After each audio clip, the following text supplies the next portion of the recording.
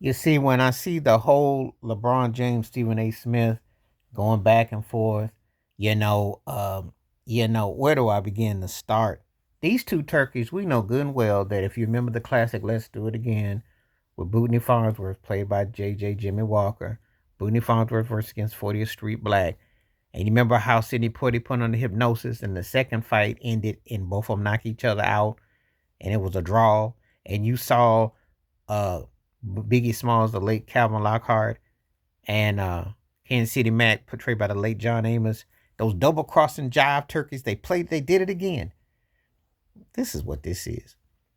And Pat McAfee and the ESPN Plantation is loving it. Black on black attacks. Athlete against analyst. You're playing right into the hands.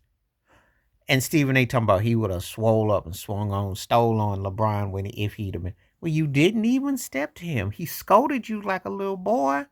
He sat there and got in your face and was just clapping on you. And all you did was come back the next day all soft and gentle and sat there with Miley and talking about, I understand what he meant. And now all of a sudden you got smoke in hindsight, what were you, in a coma? And then you just woke up and now you want to say something? But you see, it's the ESPN Plantation pushing this narrative. They want their superstar black buck playing ball player against their analyst smart. The house versus the field. This is the twist that's going on. I firmly believe that if Stephen A. Smith did his due diligence and spoke articulate and stuck to the sports, stuck to his beliefs, don't get yourself in a situation that you can't get out of. I'm a content creator, and I know LeBron James ain't gonna never come at me about nothing because I'm not gonna disrespect. I don't disrespect you personally, unless of course I see you step out of bounds and I speak on stuff as do other content creators. But I'm gonna say this, and I'm not mincing words. His son has no business on the NBA basketball court at this stage. Maybe in 2 years from now, this is nice and fun. This ain't a made-for-TV movie. This ain't Damian Wayans in Celtic Pride or something. This is grown men making a living. And you done sat there and you want everybody edified, and then they actually ask you if you want your other son, Bryce, to play alongside, and you're smirking because you actually plotting and planning something. There's some deal, the Demont and Adam Silver's looking the other way, and Jenny Buss is looking the other way, and JJ Redick is hired and he'll look the other way, and then y'all sit there and diss everything that happened before 1980. But it won't be long before you start dissing the 80s too. But anyway, Stephen A. Smith hasn't really been a credible journalist in ages. He is a public figure who is for the highest bidder. He goes run to his high daddies on Fox and his daddy on the ESPN Plantation and says what they want to get clicks and views. This is not Howard Cosell and Muhammad Ali, so I don't want anybody saying that, this could be popcorn worthy and a drink worthy. It's not. They're just, first of all, Stephen A. has to toe the company line. He has to sit there and lie off that script saying he's the second greatest player ever. He's on the Mount. He'll never come out and say he's the 12th best player ever. He'll never say I've got him below Steph Curry, which he could easily say. But it's so scripted that it's so ingrained that they have to say this. They can't come out and use common sense and says, why did you have to get rid of one all-star for another? Why are you in between all that? Because you're always crying every year you ain't got no help, but yet you're supposed to be an all-around facilitator and all this play. And Stephen A. Smith, as a journalist, you're supposed to stick to your beliefs, and you try to talk tough, and you try to say, well, Shannon Sharp is a fanboy. Well, no, you worse.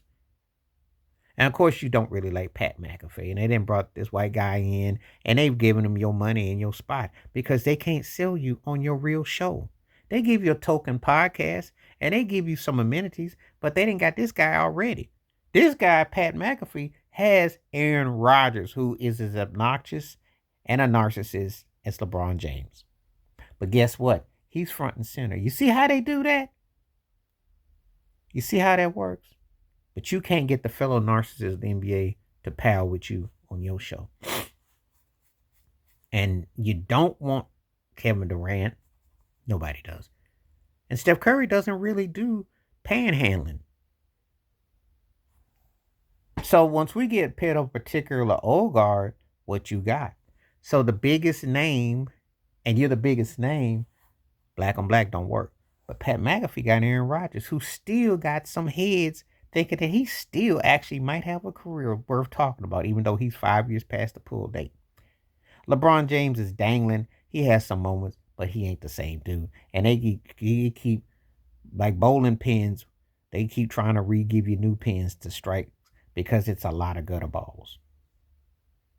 So what do I think? The Stephen A. Smith, LeBron James thing is self-destruction. Ain't nobody gonna do nothing. It's trolling.